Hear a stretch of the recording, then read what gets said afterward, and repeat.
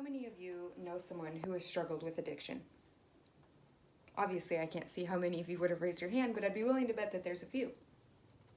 According to the American Addiction Centers, 38% of adults in 2017 struggled with an illicit drug use disorder. 38%. I myself struggled with addiction at a very young age, and today I'm here to share with you a small piece of what led me to my recovery and some of the rewards I've gained since making the decision to get clean.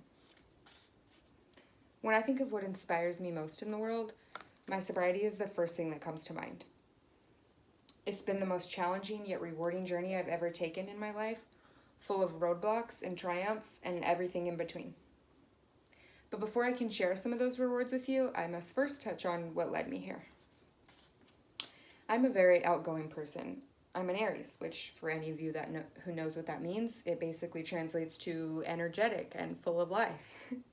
So lack of connection wasn't something that I had experienced prior to finding myself in the depths of an addiction to drugs, alcohol, and gambling. Complete loneliness isn't something that I would wish on my worst enemy, but that's what addiction is, complete and utter loneliness.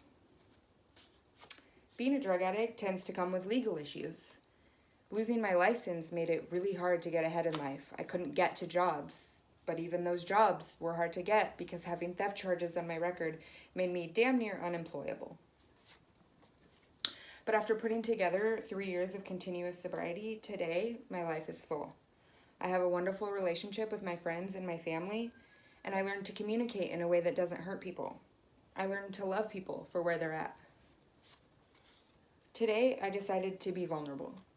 Today, I shared with you my reasons for making the best decision I've ever made in my life and the rewards that came from that decision.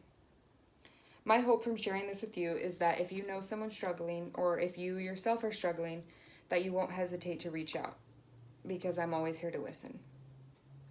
I'll end with this. In 1915, Robert Frost wrote a poem, and in that poem, it said, "The best way out is always through."